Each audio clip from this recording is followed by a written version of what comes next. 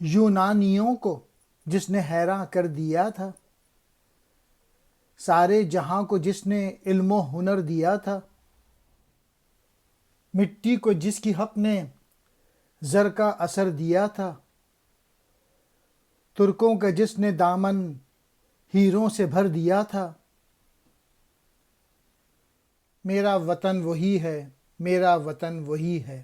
ان اشعار میں علامہ اقبال نے ہندوستان کے رہنے والوں کا ذکر کیا ہے کہ ہندوستان کے رہنے والوں میں علم اور حکمت کے وہ جوہر دکھاتے تھے۔ وہ عظیم عالم لوگ اس سرزمین پہ تھے کہ یونان کے جو فلاسفرز تھے ان کو بھی حیرت ہو گئی تھی۔ یہ صرف یونان ہی نہیں، یعنی صرف گریک ہی نہیں، بلکہ تمام ملکوں کو یہیں سے علم و ہنر کی دولت عطا ہوئی تھی۔ سچ بات تو یہ ہے کہ یہ وہ مٹی ہے جس کو قدرت نے بھی سونا بنا دیا تھا، یعنی یہ مٹی اتنی زرخیز ہے جس کی پیداوار نے مغلوں کو بے حد مالدار کر دیا۔ چنانچہ یہی زمیں ہمارا وطن ہے۔